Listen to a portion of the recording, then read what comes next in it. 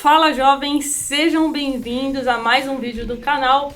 Hoje estreando um novo quadro que é o podcast dos Jovens na Bolsa. O intuito desse novo quadro é trazer especialistas, pessoas que sabem muito mais do que eu sobre diversos assuntos relacionados a investimentos e mercado financeiro.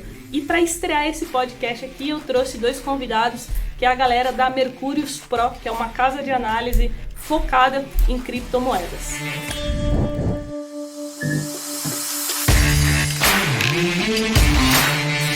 Então, pessoal, se apresenta aí, Danilo, Orlando, se apresenta aí para o pessoal e conta um pouquinho a história da Mercúrios Cripto. Isso aí, pessoal. Primeiro, muito obrigado aí pelo convite, uma honra estrear aqui o novo quadro aqui que vocês têm no canal, que a gente já está acompanhando há algum tempo, né? Para falar um pouquinho rapidamente só da Mercúrios, né? A Mercúrios é uma casa de research que a gente criou em 2018, lá dentro da FEA, né? Todo mundo lá é da Faculdade de Economia e Administração, no caso do Orlando, da Atuariais lá da USP, né? A gente criou a Mercúrios em 2018 com o intuito de ensinar as pessoas e ajudar elas, principalmente aquelas que tinham perdido muito dinheiro com criptomoeda em 2017, né? Então, 2017 teve bastante hype, né? O mercado subiu muito, depois acabou caindo em 2018. Então, muita gente tinha perdido dinheiro e estava querendo realmente aprender a controlar os ganhos, né? Controlar as perdas também no mercado. E a gente decidiu criar uma empresa que justamente tinha infoprodutos, conteúdos que ajudassem as pessoas nisso daí. Então, principalmente ajudar a controlar o patrimônio e também, né, futuramente, o acesso, né, à cripto, né? Então, aproveitar o momento que a gente estava num bear market, né? Pouca gente consegue perceber isso, mas na verdade era o melhor momento para se entrar em cripto. E agora, principalmente, que já está no bull market, todo mundo está querendo entrar, mas daí a gente precisa já prestar atenção em outra coisa, né? Trazer mais profissionalismo, mais análise, né? O nosso objetivo é sempre ajudar as pessoas hoje, né, a determinar o valor intrínseco, né, de uma criptomoeda, né? Então, analisar da maneira mais profissional possível um criptoativo, muito semelhante do que fazem hoje as casas de análise no mercado tradicional, né? Então, muitas vezes no mercado de ações você tem aquela teoria do valuation, né, do value investing. Isso é o que a gente está querendo trazer para o mercado de cripto, né? Ensinar as pessoas a justamente determinar o valor intrínseco aí de alguma criptomoeda. Daí, para não me estender muito, eu sou diretor comercial, né? Basicamente, o que o Orlando fala que eu sou o cara das ofertas, né? E o Orlando, diretor de research, basicamente ele é o cara que estuda, né? Traz todas as informações pra gente, vai pro mundo nerd do grupo, vai né? pro mundo da lua na live e eu tenho que trazer tenho que abaixar o QI da conversa para que todo mundo consiga entender o que ele tá falando, né? Mas em geral é isso aí, né, Orlando? Eu acho que assim, até pro pessoal que tá entrando agora no mercado de cripto, o ponto fundamental de entender é que cripto nasceu muito de algo especulativo, de algo que era mais um teste, né? Não necessariamente que era para dar certo, mas que introduziu consigo muitas inovações, muito marcos que hoje o investidor institucional percebe. Então, assim, recentemente saiu uma pesquisa da Fidelity que nos próximos 5 anos, né, os investidores institucionais pretendem estar, 95% dos investidores institucionais pretendem estar expostos ao mercado de cripto. Agora, nessa semana, saiu uma outra pesquisa que mostrou que a média que eles pretendem estar alocado do seu portfólio em cripto é 7,2%. E o que isso significa, né? Que cripto parou naquela época ali, 2015, 16, 17, de ser um mercado ali irracional, um mercado que tinha pouca infraestrutura, que as pessoas não compreendiam, e agora as pessoas estão buscando entender. Só que como a gente ainda tem aquela narrativa antiga do mercado de cripto, que parece que existe aí uma única criptomoeda, ou que você tem que fazer 1 milhão de operações para conseguir rentabilizar dentro desse mercado, na verdade é muito diferente. A gente pode usar muita métrica de ação, pode pensar muito mais no valor intrínseco do mercado de criptomoedas e, na minha visão particularmente, é um mercado que tem a maior número de assimetria, né? Acho que o melhor exemplo de quem recentemente está entrando no mercado de cripto e que todo mundo que acompanha aqui deve conhecer é o Ray Dalio. Hoje ele é o maior gestor, né, da atualidade, talvez um dos maiores gestores da história. E ele, em 2018, falou, né, que cripto não tinha valor algum, junto ali com aquela mesma linha que o Warren Buffett falou, né, que cripto tinha o mesmo valor que uma concha. Em 2020, ao meio do bull market de cripto, ele pegou e falou: olha, talvez eu possa estar errado, talvez eu possa não estar percebendo alguma coisa, se tem um setor que está sendo outlier, está conseguindo performar em meio ao maior outlier do século XXI, talvez eu possa estar deixando alguma coisa escapar. Ele falou que ele gostaria muito de perceber, de aprender sobre isso. Em 2021 agora, a gente teve ali no maior evento do mercado de criptomoedas, que é a Consensus, ele falando que ele tinha cripto em seu portfólio. E o que isso mostra? Basicamente que se hoje o maior gestor do mundo pode parar, estudar e pensar sobre cripto, nós aqui, meros mortais, não olhar para esse setor e não tentar compreender essa simetria, não tentar ali pensar que talvez isso pode fazer parte do seu portfólio, entender talvez a seja, tecnologia, né? seja uma decisão um pouco tola, parando ali para pensar, por exemplo, que o maior gestor da atualidade parou e gastou boa parte do seu tempo para compreender esse mercado.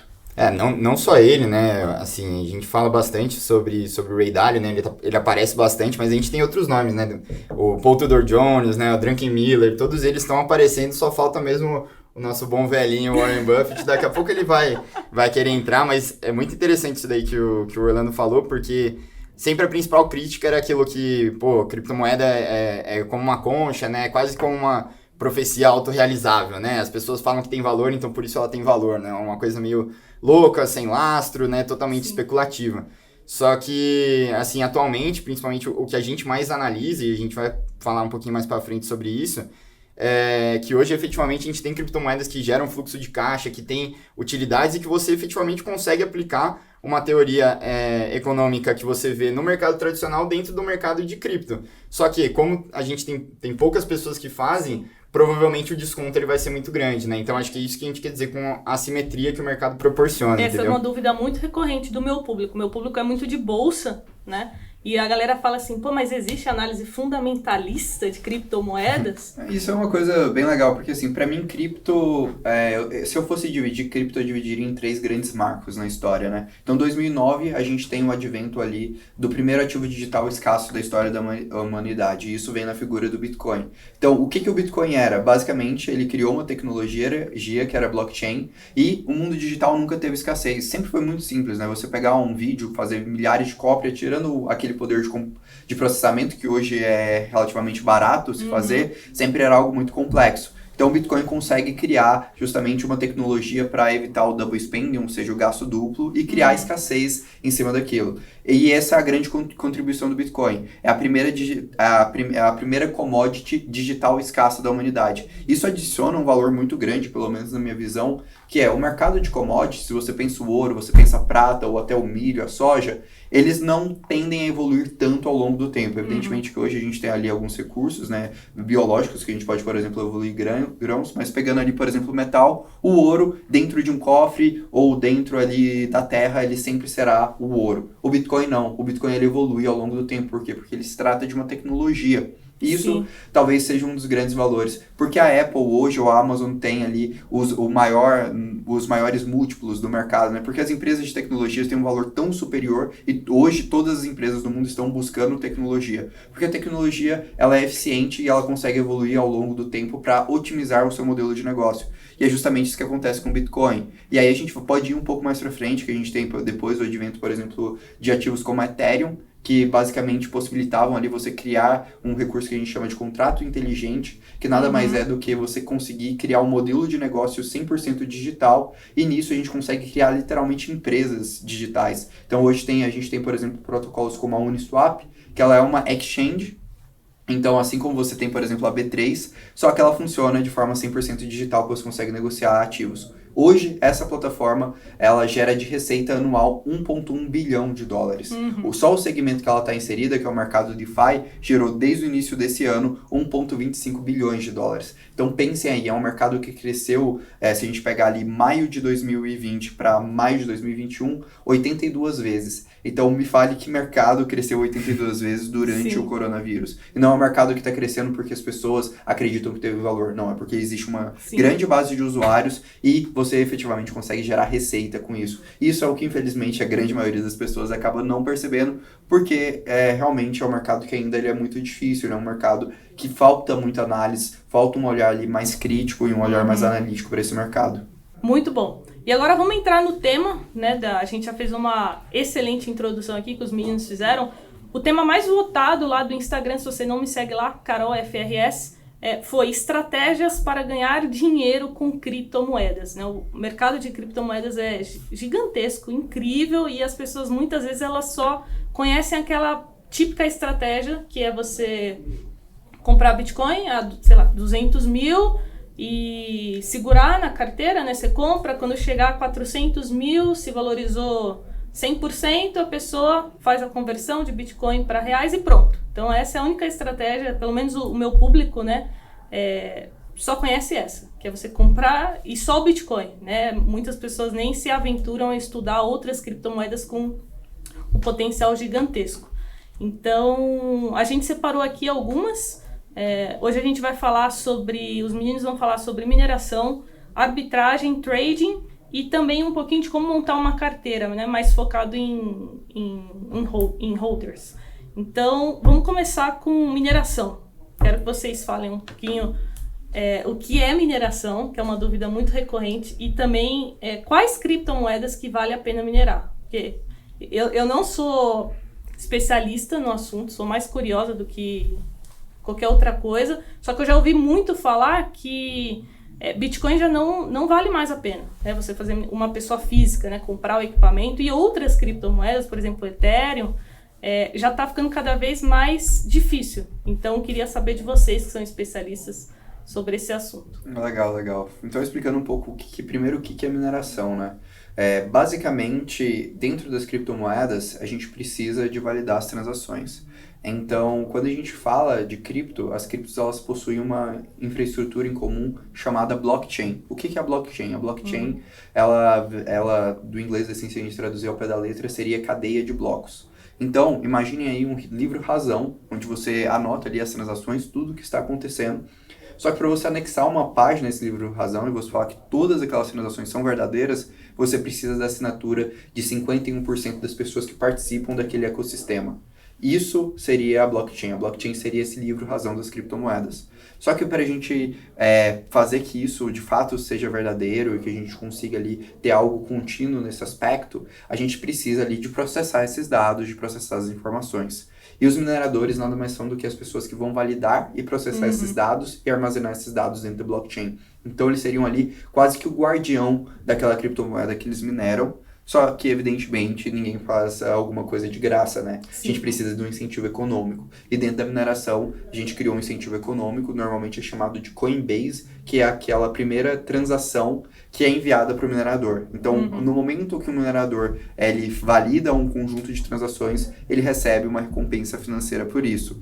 E isso, assim, é bem legal porque primeiro ficou algo quase que mítico, né? Que, tiveram pessoas que ficaram milionárias minerando com seu computador de casa. Isso porque em 2011, 2012, no início da história do Bitcoin, realmente você poderia ligar ali seu minerador como você tinha pouquíssimos validadores, você não tinha uma concorrência muito grande, e as pessoas conseguiam validar, e ali, às vezes, um único bloco de Bitcoin daria ali para pessoa 50 Bitcoins, 25 Bitcoins, que hoje são alguns milhões de reais e alguns milhões de dólares. Aproveitou, né? Agora já era. Só que, um pouco isso, talvez até as pessoas não tinham nem a dimensão disso, né? A dimensão que isso poderia, de fato, se tornar um mercado institucionalizado.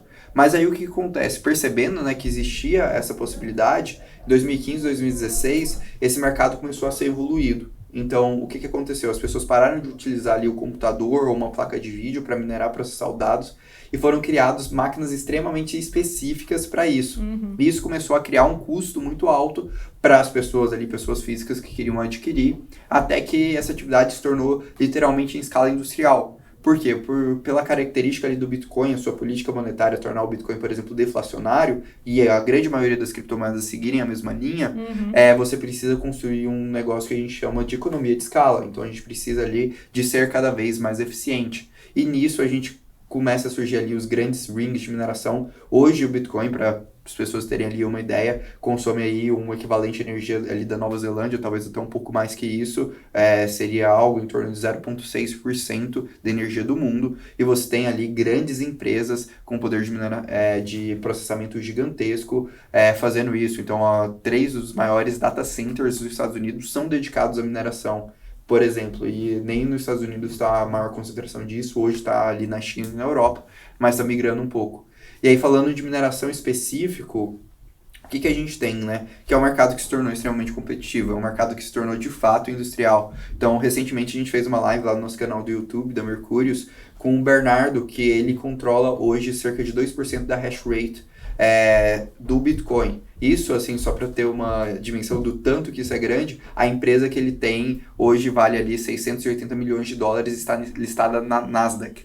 Então, assim, realmente é uma escala industrial mesmo. E dentro de tudo isso que ele falou, basicamente, para uma pessoa, né, iniciar uma operação de mineração hoje, custaria ali pelo menos 10 milhões de dólares. Então, é um capital que, para pensar em minerar em Bitcoin, já não faz muito sentido. E as outras criptomoedas que a gente tem hoje grandes, elas estão migrando o seu formato de mineração. Elas estão saindo justamente dessa mineração por poder computacional para outros formatos de mineração. Então, o Ethereum, por exemplo, sofreu uma atualização ainda esse ano que vai mudar isso. E aí, por exemplo, não vai ser possível mais minerar Ethereum. Então, assim, particularmente, se eu fosse falar, eu acho que a mineração foi uma coisa que deu muito certo, que funcionou muito bem até 3 anos atrás, mas hoje é algo que talvez não seja uma estratégia que faça tanto sentido, porque se você for minerar, você vai minerar ativos ali muito, muito pequenos, que talvez eles não tenham um valor tão grande, e o fato de você estar conseguindo minerar um ativo talvez mostre ali muito mais um risco dele. Não sei se o Danilo...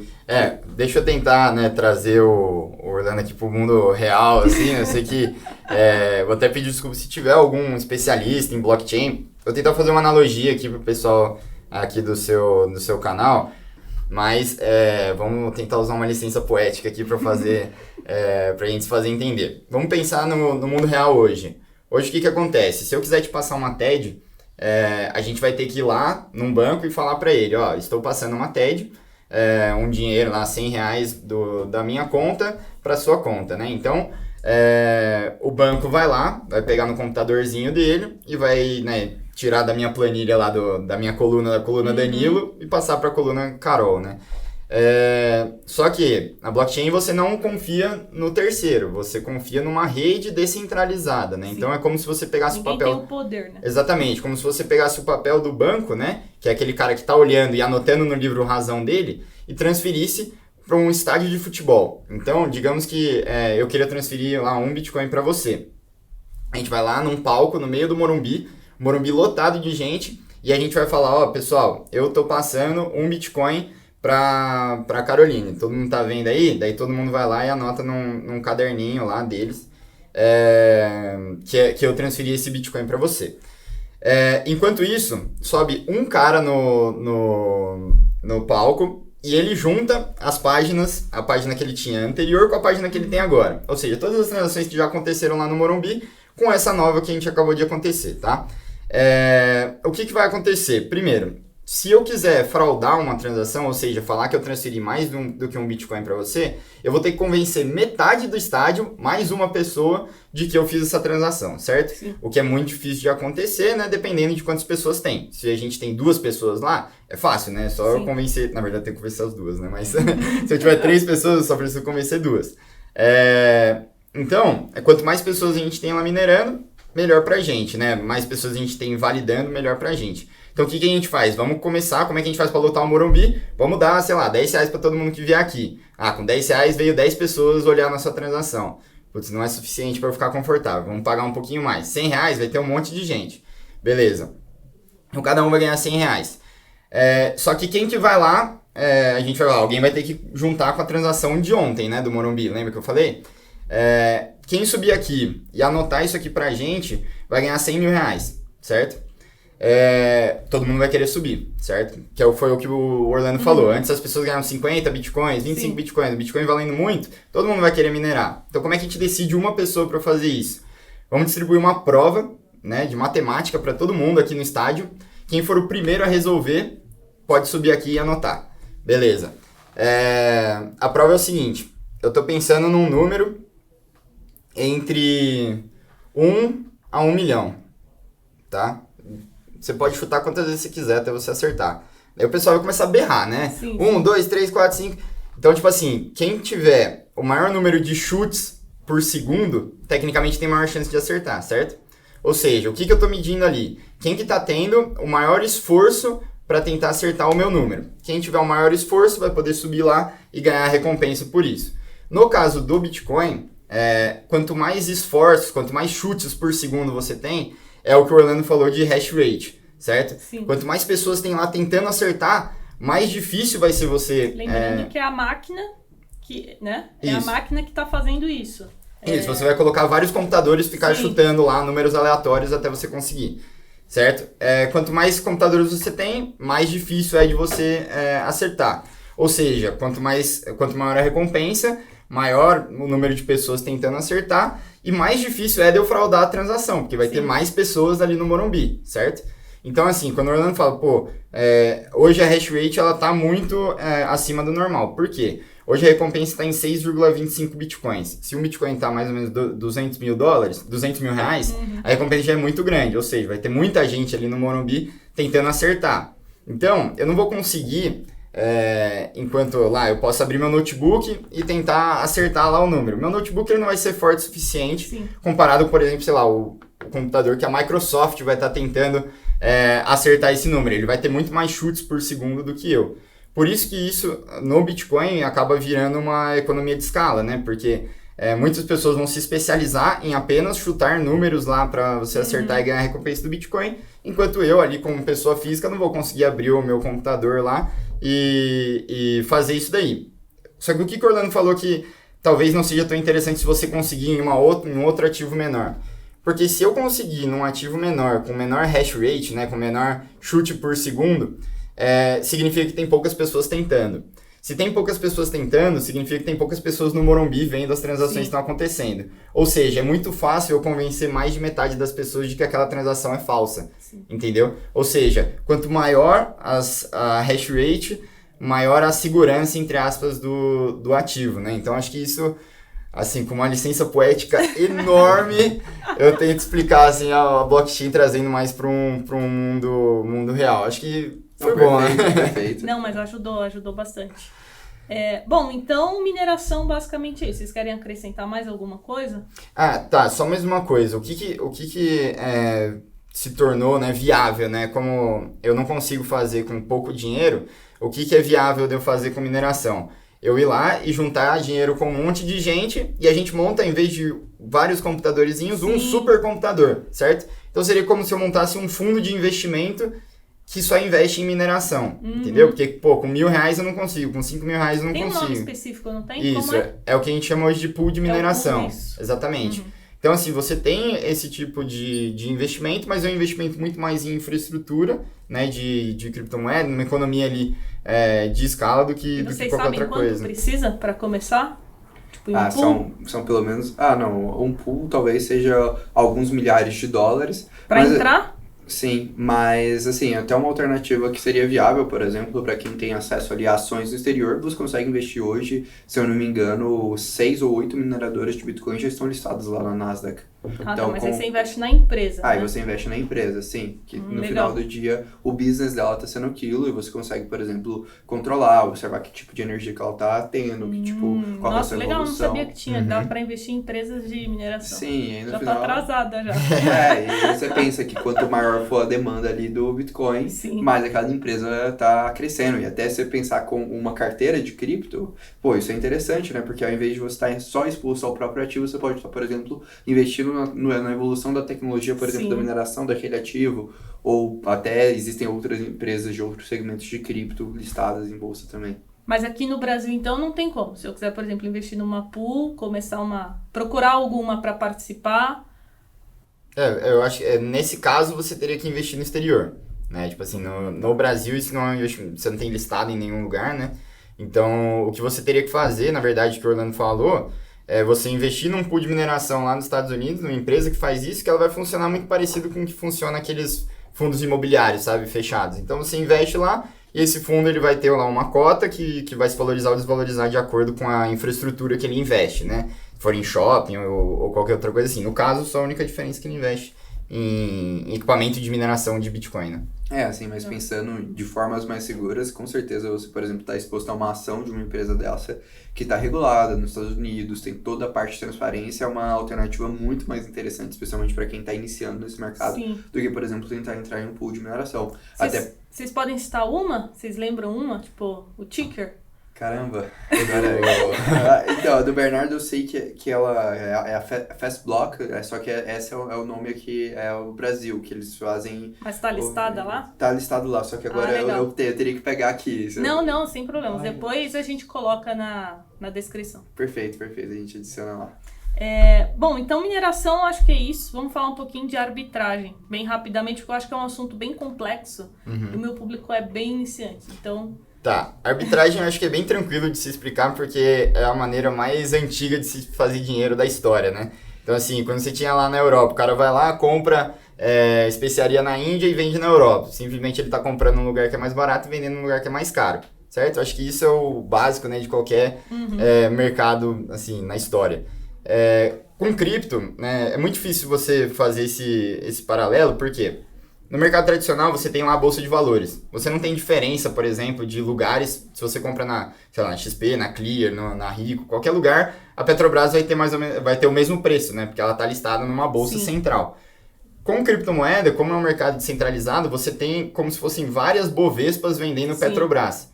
Ou seja, imagina que entra um grande volume de compra de Petrobras numa exchange X, numa corretora X. E você não tem liquidez suficiente para vender ali naquela exchange específica. O que isso significa? Que Petrobras vai subir mais de preço nessa exchange do que numa outra, certo? Com Bitcoin acontece a mesma coisa. Como você tem ele vendendo em vários lugares diferentes, provavelmente você vai ter preços que não são exatamente iguais, né? Claro, num mercado perfeito, que ele se regula, todos os preços seriam iguais. Mas não é o caso que a gente tem, até porque a gente tem diferenças de taxas e tudo mais. Então, a arbitragem é basicamente você ver um lugar que está mais barato. Mas você acha que isso é viável para pessoa física ficar fazendo? Então, é o que eu faço, é o que eu penso, pelo menos. É um mercado que quanto mais avançado o mercado ele está, mais difícil é de você fazer arbitragem. Vai ter essas... Claro, assim, quanto maior o incentivo, quanto maior a disparidade e a assimetria que você tem entre os preços, maior a recompensa, mais pessoas vão estar lá fazendo arbitragem. Quanto mais pessoas estiverem fazendo arbitragem, mais difícil é de você arbitrar. Fora que se você estiver com um volume muito grande, você também vai limitando isso, né? Acho que isso, assim, também foi um outro formato de investimento que muita gente em cripto usava. Eu conheço ali diversos casos de empresas que compravam, por exemplo, Bitcoin nos Estados Unidos, que era mais barato, e vendia aqui no Brasil, que no Brasil tinha um prêmio. Assim, muitas empresas, assim, já conversei com alguns donos das maiores exchanges do Brasil, que eles falaram, cara, eu tinha ali alguns dos grandes bancos ali da vida, que estavam na sua tesouraria investindo em cripto já em 2016, 2017, justamente por conta da operação de arbitragem, né? Porque ele não tinha um risco. No final do dia, ele não estava com risco cripto, ele estava com a questão da arbitragem. Só que aí você para pensar, vamos pegar agora um ativo como Bitcoin, que existe diversas exchanges, você tem ali a parte da internet, você tem ali um volume significativo, cada vez mais a gente tem menos margem para isso. E normalmente, assim, quando a gente fala de arbitragem, indo até para o mercado tradicional, né, o que a gente está falando de arbitragem em corretoras diferentes? A gente está falando de um risco diferente. Então, muitas das vezes, você paga mais barato em uma corretora porque você tem um risco maior, seja de liquidez, seja de alguma coisa nesse sentido. E isso acaba abrindo essa margem. Então, hoje, arbitrar cripto significa que talvez você está exposto a múltiplas exchanges, e talvez a exchange vai ter o preço ali mais barato para você comprar o Bitcoin, vai ser uma exchange ali no sudeste da África, que vai ter um risco gigantesco, e aí às vezes você fala, vou depositar. Exato. Então, normalmente a arbitragem é o quê? Você está arbitrando o risco. Se você conhecer muito bem o risco, pode ser viável, mas talvez não seja a melhor alternativa, até porque você está movimentando, você precisa movimentar capital, você tem as taxas, você tem vários e vários formatos. Assim, até estratégias, por exemplo, de você fazer, por exemplo, um hold alavancado, então usar recursos como de mercado futuros, alguma coisa assim, para aumentar a sua exposição em cripto, pode trazer um retorno mais interessante a longo prazo do que a arbitragem. Você querendo ou não querendo, tem um pouco desse risco. A arbitragem, a gente sempre fala que, assim, é a primeira ideia que todo mundo tem quando vê essa disparidade de preço. Então, não é nenhuma ideia genial. Então, assim, se você teve essa ideia, provavelmente outras pessoas também tiveram essa ideia. Com certeza. Ou seja, se essa ideia realmente fizer sentido, já tem um monte de gente fazendo antes do que você, e vai ser muito difícil para você entrar, né? Você, principalmente entrar com volume, né? A arbitragem é uma coisa que, conforme você escala, é mais difícil você fazer, né? Sim. E só antes da gente ir pro próximo ponto, só levantar uma red flag aqui quanto à mineração e arbitragem, porque acho que de longe são as duas desculpas, entre aspas, que as pirâmides dão para oferecer rendimentos altos, assim, né? E garantidos. E garantidos. Porque, assim, é uma coisa muito fácil de se explicar, né? Arbitragem, no caso. Mineração é uma coisa muito disruptiva, então a pessoa acredita que pode dar ganhos exorbitantes, e arbitragem é uma coisa muito simples de se explicar. Então eu falo, tô olhando aqui, essa exchange tá vendendo a 20 mil e essa aqui a 18 mil, então eu vou comprar em um e vender na outra, e eu sou um gênio. Fiz um robô super rápido e pronto, acabou. Fiz um robô que faz isso automático, então, assim, eu diria que 99% se a gente colocar day trade no meio, então vira 100% das pirâmides em cima disso, né? Fica um alerta, tá, pessoal? Uhum. Se vocês ouvirem ganho fixo com criptomoedas envolvendo arbitragem, como o Danilo tá explicando, é pirâmide. Tá? Não caiam nessa, não perdam o dinheiro de vocês, porque... Sim, eu acho que até fica outra dica, né? Conheça bem o que você está investindo, né? Na própria arbitragem, na própria mineração, assim, sendo bem sincero, 2, 3 perguntas normalmente derrubam boa parte das pirâmides. Uhum. E agora vamos falar um pouquinho de trading, né? Eu recebo muito essa pergunta, acho que é uma das perguntas que eu mais recebo na caixinha, né? Como que funciona day trade com criptomoedas? Dá para fazer trading e tal? E eu sempre falo a mesma, não sei a opinião de vocês vão falar, mas eu sempre falo a mesma coisa. O simples funciona, se você tiver disciplina para executar. Então, eu gosto muito mais do position trade, só para explicar, pessoal. Day trade você está fazendo operação de compra e venda no mesmo dia. Swing trade, geralmente você compra, segura alguns dias, ou no máximo algumas semanas, e vende depois. E por último, position trade, que você pode carregar a posição por alguns meses. E foi dessa forma que eu, Carol, comecei a investir em criptomoedas. Eu comecei em 2018, eu acho. Começou 2018, bem. Eu comprei quando estava R$15.000. Excelente. Foi a primeira compra. E assim, eu deixei lá, em 6 meses já estava 30 mil. Então, dobrei o capital, fiz 100%. Agora, imagina se eu tivesse com aquela mentalidade. Eu vou comprar hoje, vender amanhã. Eu vou vender daqui uma semana. Vou ficar comprando e vendendo loucamente. Então, eu, Carol, não sou muito adepta a isso. Assim, sendo bem sincero, tem uma entrevista, eu vou aproveitar e usar a mesma pessoa que eu comentei no início da live, o Ray Dalio, e tem uma entrevista dele que pra mim marcou muito. Que, né, perguntaram para ele qual era a opinião dele, se as pessoas deveriam investir através de fundos ou deveriam investir por conta própria. Naturalmente, ele, um gestor de fundo, ele vai puxar um pouco pro lado dele, mas o que ele falou? Então, se você estiver investindo no mercado norte-americano, você não vai estar... você vai estar você sozinho, né, fazendo suas análises, tomando as suas decisões, e até mesmo tentando ali analisar padrões de preço, especialmente.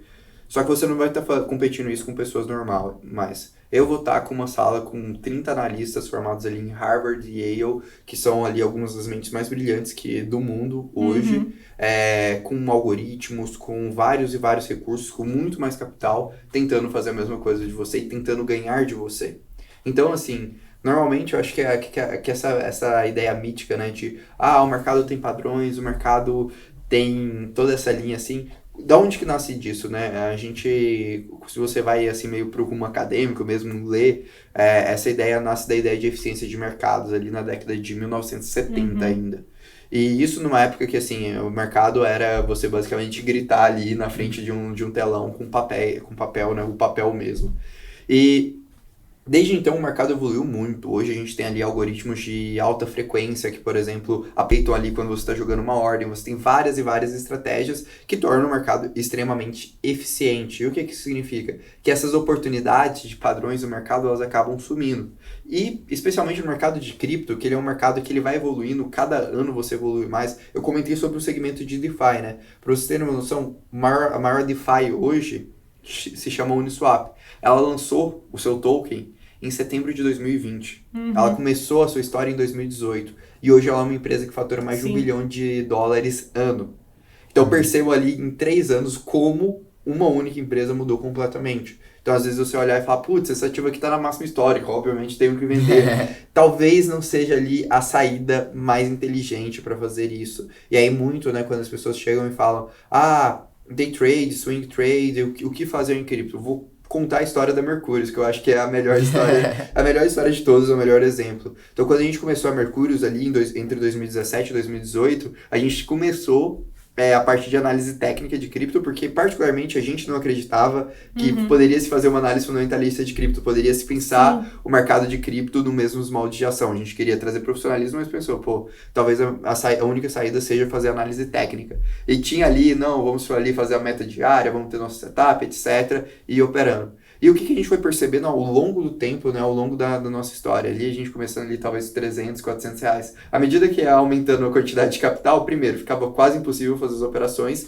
e cada vez mais se tornava mais difícil realizar aquilo. E assim, a gente conhece ali talvez 2, 3 hoje traders que fazem ali swing trade no mercado de cripto, mas são assim raríssimos os casos que isso funciona, especialmente com muito capital.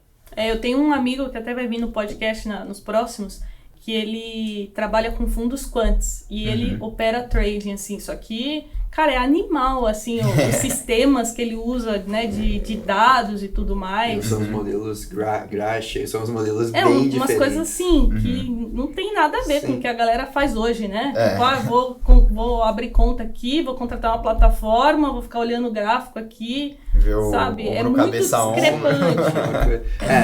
Enquanto você está fazendo ombro, cabeça, ombro, você tem ali um algoritmo que está fazendo algumas milhares de série temporal. Exato, série temporal, tá fazendo ali uma curva gaussiana, enfim. Sim, foi o que você falou, né? A gente tem as mentes mais brilhantes no mercado, na bolsa e também no universo de cripto. Então é muita inocência a pessoa achar que vai tirar dinheiro fácil ali, sem ter muito conhecimento. E assim, eu acho que outro erro ali, talvez o Danilo pode até contar essa história melhor que eu, que ele que sofreu mais na pele nesse momento, eu tava iniciando ainda no time, mas as pessoas no mercado de cripto ainda operam muito alavancado. Nossa. Então o mercado de cripto, ele é um mercado que possibilita você operar ali, às vezes, 100 vezes alavancado. 125 vezes alavancado. Isso o que significa? Que uma variação de 1% já acaba com todo o seu capital para as pessoas que operam alavancado. A gente está falando de um mercado que é pelo menos 3 vezes mais volátil do que um S&P 500. Então, realmente é muito arriscado você operar. Tipo, no mercado de cripto é natural você ver mais 10%, menos 10%. Uma pessoa no mercado de ações, você variou 1% no papel, a pessoa já fala, caraca, tô rico. No mercado de cripto, 1% é algo que você varia literalmente em 5 minutos. E sim, importante, desculpa te cortar, pessoal, nunca se expõe ao risco da ruína, né? Tipo, pra que você vai se expor 100% a Bitcoin, né? A criptomoedas? E se for fazer isso, tem que ser com tem que ser com um gerenciamento de risco gigantesco, né? O que a gente sempre fala, né? Uma frase do Paul Samuelson é que investir tem que ser tão emocionante e tem que gerar tanta adrenalina quanto você olhar a grama crescer no quintal. Então, assim, se você tá ficando emocionado com o tanto de alavancagem que você tá se expondo, claro, você pode operar 100% 100 vezes alavancado se você tiver com 1% do seu capital ali, o seu risco é 1%, tá tranquilo. Mas assim, a partir do momento que o negócio se torna emocionante, você não consegue dormir à noite porque você quer acordar e abrir o TradingView lá e ver quanto que tá valendo sua moedinha lá, sua altcoin que você comprou lá na Exchange X do leste europeu, realmente acho que você tá se expondo demais ali ao mercado. Sim. E assim, voltando na comparação de como investir, né, trade, swing trade, position trade, eu acho que assim, a vida é a arte de copiar, né? Então eu acho que tudo que você tá tentando fazer, alguém já fez antes, e provavelmente a chance é muito grande. Fez muito melhor que você. E provavelmente você fez muito melhor. Então o que eu particularmente faço? Vamos olhar para o mercado que é muito mais antigo que o mercado de cripto, mercado de investimento em geral. Vamos lá para o mercado de ações. A gente citou os 4 nomes muito bons, né? Franklin Miller, o Paul Tudor Jones, Ray Dalio e Warren Buffett. Eu não acho que nenhum dos 4 faz day trade, entendeu? Então, assim, o que eles fazem? Eles tentam achar ativos bons, que tenham bons fundamentos, com grandes assimetrias, grandes descontos, e que eles vão comprar hoje porque ninguém está olhando para aquilo hoje, né? Ninguém sabe o quão bom aquilo lá vai ser daqui a 5 anos. Você vê no mercado. E o ajuste fino que eles vão fazer possivelmente vai ser com o algoritmo Quant, que aí sim entra essa parte de análise que ele vai analisar. Ok, talvez esse seja o melhor ponto de compra. Mas nunca necessariamente só o ponto de compra vai ser o deal breaker para ele entrar. Exatamente, só que assim, vamos dizer, o Warren Buffett ele tem uma história muito longa lá com a Coca-Cola, né? Então, olhou a Coca-Cola lá, ele viu que estava com um baita desconto e que realmente ia ser algo que no longo prazo ia ser uma das maiores empresas do mundo. Como é que eu compro Coca-Cola hoje e fico olhando todo dia se ela já é a maior empresa do mundo? Não vai ser de um dia para o outro, entendeu? A gente fala muito sobre o segmento de DeFi, né? Que, só para quem... Eu não lembro nem se a gente já explicou, mas o mercado financeiro descentralizado. Então, tudo que existe no mercado financeiro vai existir em cripto, só que de uma maneira descentralizada, mais segura e mais eficiente. Tá? Então, a Uniswap, que ele comentou antes, é basicamente uma casa de câmbio que funciona de uma maneira descentralizada, tá? São coisas que você pode ver valor, tanto é que já as casas de câmbio centralizadas já existem, já estão metrificadas e já estão nas plataformas da Nasdaq, por exemplo, a Coinbase, né? Vale hoje 100 bilhões de dólares e foi o maior IPO desde o Facebook. Exatamente. Como é que uma empresa centralizada vale 100 bi e uma descentralizada não vale nada? Não tem nada. Ela gera fluxo de caixa, gera receita, tem valor. Sim. Entendeu? Então, se ninguém tá olhando para isso, eu quero comprar antes de todo mundo de DeFi, eu quero me posicionar naquilo lá, só que assim, eu não acho que amanhã o Bradesco vai ser descentralizado, o Itaú vai ser descentralizado e a gente já vai ganhar um caminhão de dinheiro. Não vai ser no mesmo dia isso, nem na próxima semana. Provavelmente esse segmento ainda no próximo ano, provavelmente. Provavelmente esse segmento ainda pode sofrer com muito embate, mas eu acredito que no futuro isso vai revolucionar efetivamente o mercado financeiro. Isso é uma coisa que a gente acredita, só que não vai ser para amanhã. Então eu não tenho mais a opção de swing trade e day trade. Então a única coisa que sobra é o position trade. E aí entra talvez a decisão, né? Estou pensando em investir por conta própria, eu estou tentando me expor a algo assimétrico, né? Onde que eu vou olhar? Que aí, igual a gente falou, você tem as mentes mais brilhantes do mundo olhando hoje para o mercado de ações. Algumas dessas mentes estão começando a olhar agora para o mercado de cripto.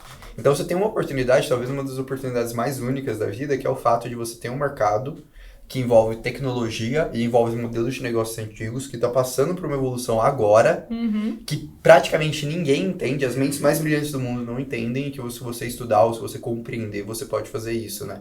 E muito, até na história da própria Mercúrio que a gente fez, foi isso. Então a gente percebeu que, talvez ficar batendo cabeça ali, olhando as três maiores criptomoedas e como consenso com tudo que o mercado falava, talvez não fazesse tanto sentido. Talvez fizesse muito mais sentido a gente tentar compreender ali o valor, tentar extrair o valor desse mercado, assim como na década de 50 começou o velho investing, que foi olhar para as empresas e pensar, como a gente para de ser especulativo e a gente encontra o valor nisso. E talvez, assim, particularmente, seja a melhor forma de investir no mercado hoje. Assim, eu vou pegar o segmento de DeFi. O segmento de DeFi multiplicou desde o final de 2019 até agora 82 vezes.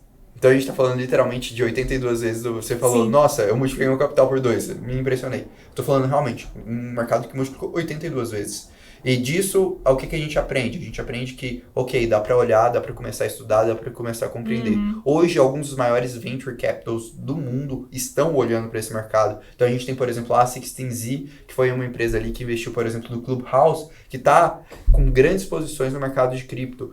Só no ano de 2021, a gente teve mais de 60 deals de venture capital apenas no segmento de DeFi. Então, assim, se torna muito claro que as pessoas estão parando de tentar investir apenas na ideia de especulação, na ideia de buscar alguma coisa, e estão tentando compreender o valor. E eu acho que assim, tem algumas coisas que mostram de forma muito evidente isso. Primeiro, eu gosto muito de uma frase do Paul Tudor, que ele foi talvez ali o precursor de investir em criptomoedas. Em maio de 2020, quando a gente teve ali aquela crise do coronavírus, ele falou, cara, a gente está num momento de outlier e eu preciso selecionar uma reserva de valor para o meu portfólio. Ele fez uma análise olhando ações, olhando a moeda fiduciária, olhando o ouro e olhando o Bitcoin.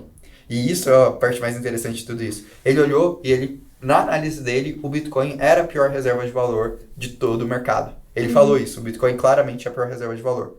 Só que para ele, o Bitcoin ele equivalia ali a 66% do que o ouro era. Só que ele olhava, o ouro tem um market cap de 10 trilhões. O Bitcoin naquela época tinha um market cap, ou seja, um valor de mercado de 200 milhões de dólares. Então, de 10 trilhões para 200 milhões de dólares, para alguma coisa que era 66% do que o ouro era, na visão dele, fazia sentido. É um e aí, desconto absurdo, né? é um desconto absurdo. E foi quando ele se posicionou naquela época ali com 2% do portfólio dele. E eu lembro até hoje, assim, a frase que ele escreveu naquela carta que foi: olha, eu não sou um millennium, um entusiasta de cripto, que eu sou dessa geração mais nova e que eu acho incrível. Não, eu sou um baby boomer que passou ali por várias crises ao longo da minha vida e que, assim, cara, eu não gosto de cripto. Só que eu tô vendo uma oportunidade de assimetria muito grande na minha frente.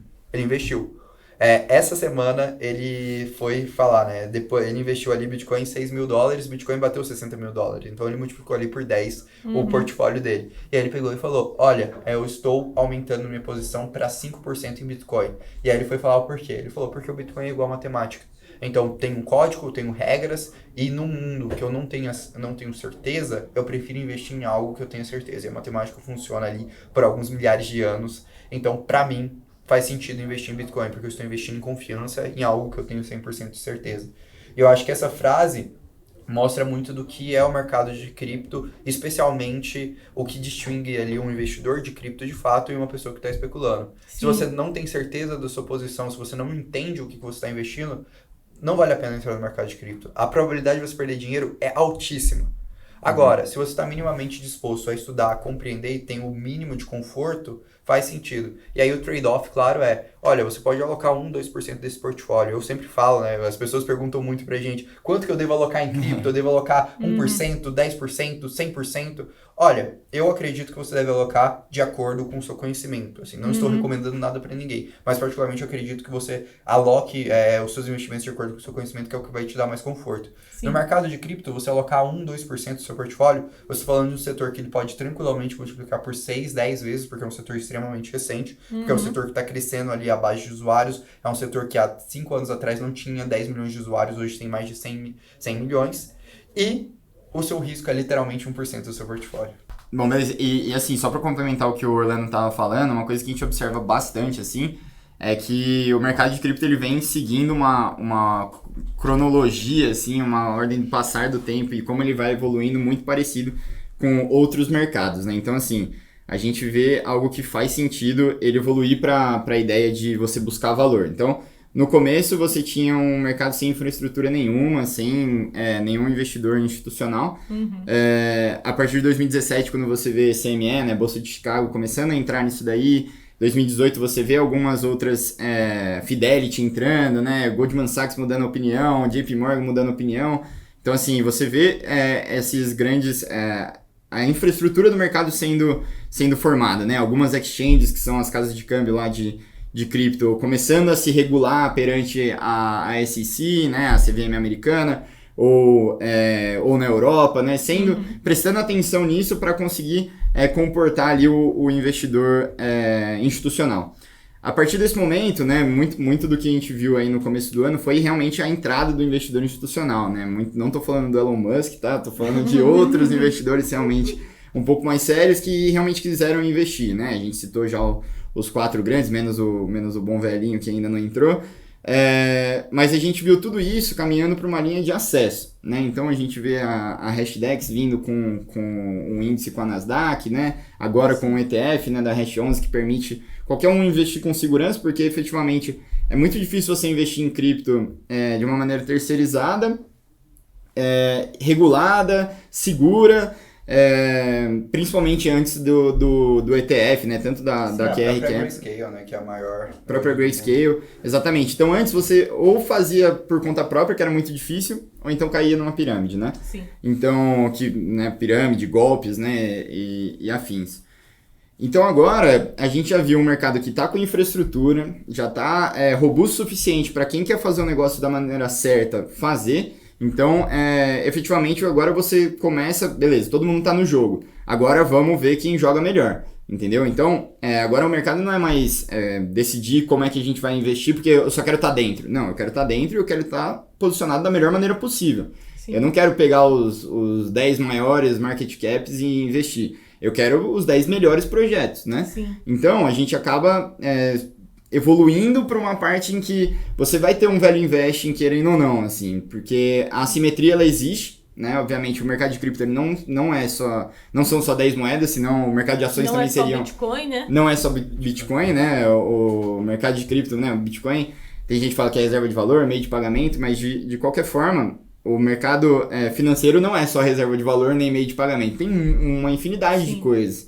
O mercado de cripto ele é análogo, né? Ele tem também uma infinidade de coisas. Então você não pode ter uma moeda com mais de 50% do market cap, é como se tivesse uma ação que é mais de 50% do market cap do mercado de ações.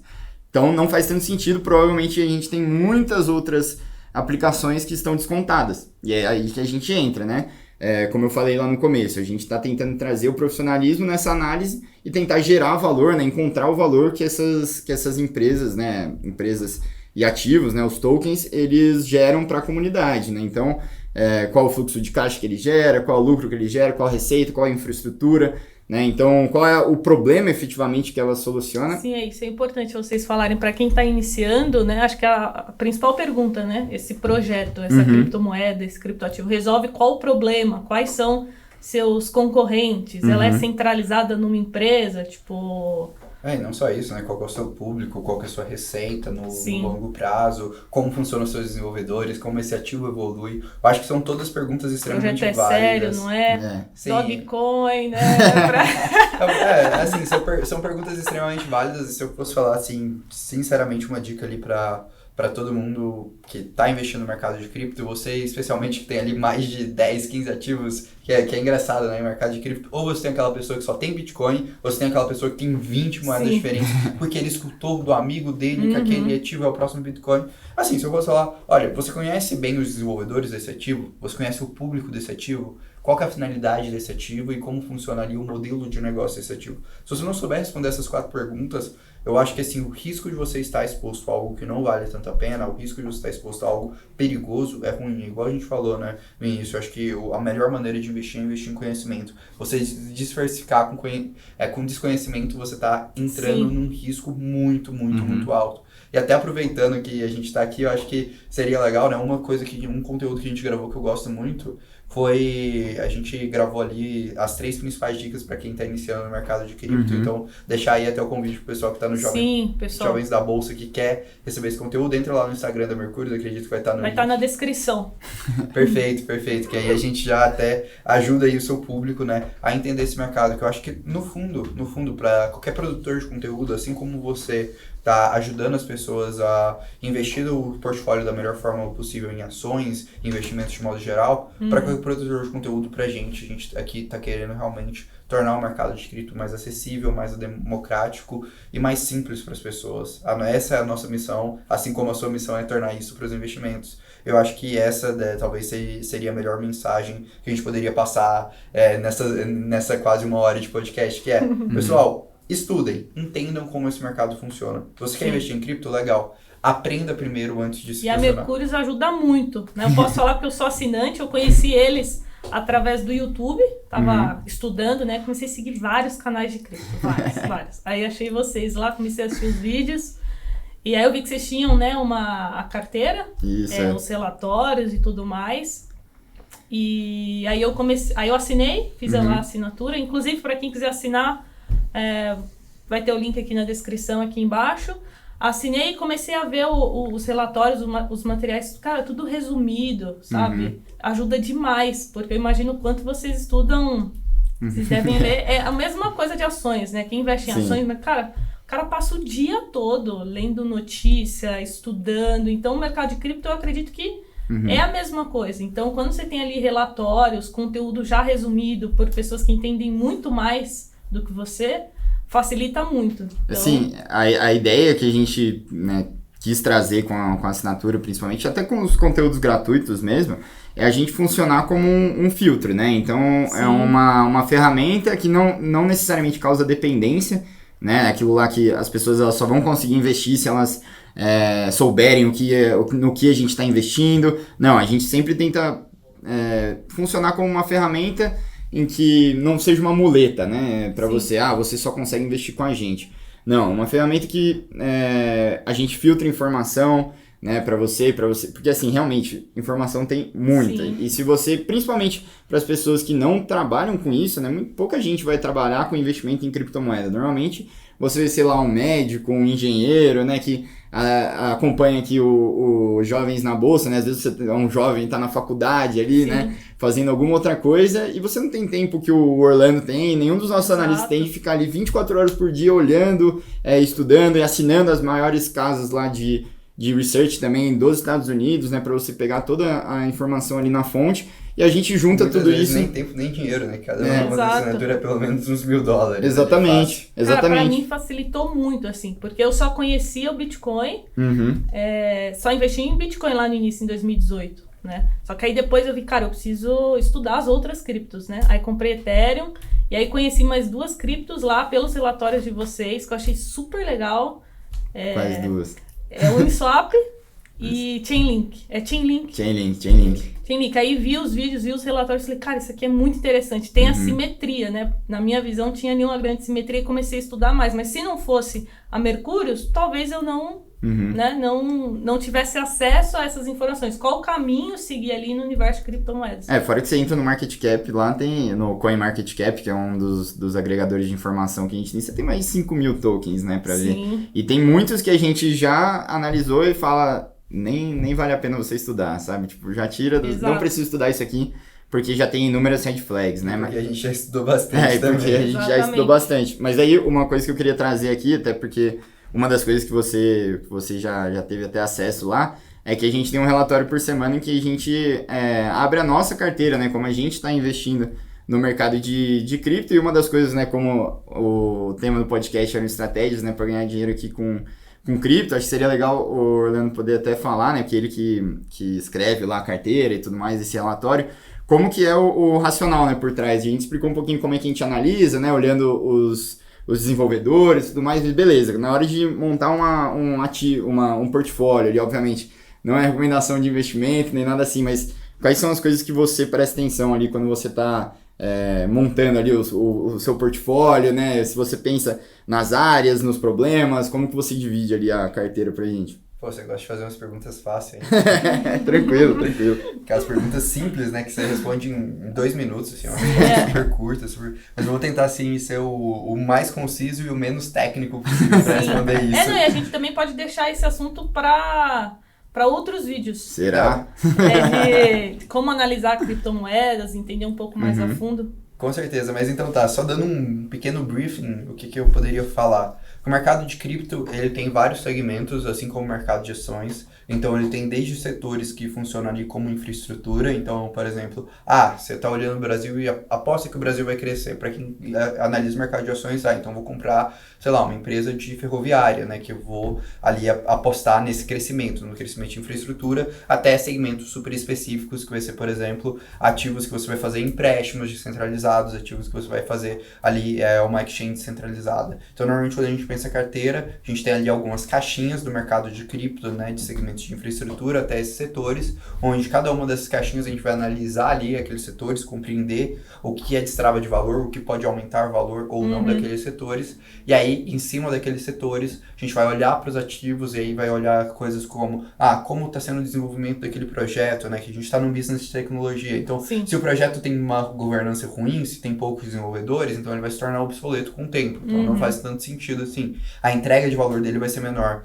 Como é a regulação desse projeto, né? Esse projeto está sendo regulado, está caminhando para ser regulado, como funciona ali o objetivo desse projeto, que público que ele está atingindo, quanto desse projeto está planejado, qual que é o roadmap, qual que é o futuro, e nisso a gente vai entrar em algumas métricas e depois que a gente tiver essa noção mais qualitativa, aí a gente entra numa noção mais realmente quantitativa, que aí a gente poderia explicar algumas métricas, mesmo quase semelhantes ao de ações, para cripto, que a gente vai olhar para cada um desses setores e em cima disso a gente vai tomar a decisão. Então tem todo um racional ali por trás que demorou um bom tempo para desenvolver esse arcabouço e que hoje a gente tenta ali entregar da forma mais simplificada possível, tanto nos nossos conteúdos gratuitos quanto na Mercúrios Pro, né, na assinatura ali, para as pessoas que estão acompanhando o nosso conteúdo. Muito bom. Bastante coisa, né? Muito bom. Então, acho que a gente fechou aqui, acho que a gente já falou um pouco vocês, né, como montar uma carteira, vocês acabaram de responder aqui, que era a quarta forma, né, de ganhar dinheiro com cripto. Bom, eu acho que é isso. Já estouramos o tempo aqui, espero que a galera tenha gostado aí do bate-papo. Também quero dizer que a gente está com uma parceria, ainda não posso falar o que é, mas vai vir novidades por aí entre Jovens na Bolsa e Mercúrios. Em breve vocês vão saber, continuem nos acompanhando.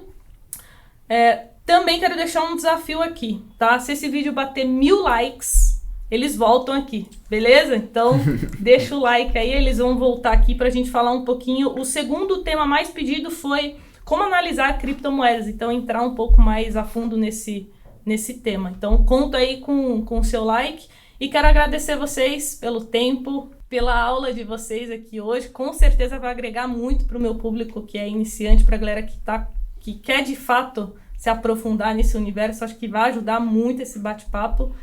E é isso. A gente que agradece, é sempre um prazer, né? Ajudar as pessoas a, primeiro, investir com mais consciência no mercado de cripto, a compreender esse mercado que, na nossa visão, é tão disruptivo, e também ajudar uma pessoa que faz um papel tão importante como é educar as pessoas no segmento de investimento, que é justamente o que você faz, né? Que eu acho que é fundamental. A educação dentro da área de investimento talvez seja ali uma das melhores coisas que a gente pode fazer ali pelo investidor que está iniciando no mercado. Exatamente. Só para reforçar o desafio, vou falar para você que se bater 1000 likes, o Orlando ainda vem aqui e fala em todas as criptomoedas que a gente está investindo lá na carteira. Vamos abrir tudo aqui. Boa. Então vamos bater. Game. É isso aí. Então, mas agradecer demais aí o convite de vir aqui estrear, né, o podcast dos jovens, mas realmente vocês estão de parabéns aqui, o projeto é muito, muito legal mesmo, parabéns. Show! Então é isso, pessoal, comentários, sugestões, coloquem aqui embaixo e a gente se vê no próximo podcast dos Jovens na Bolsa. Tchau!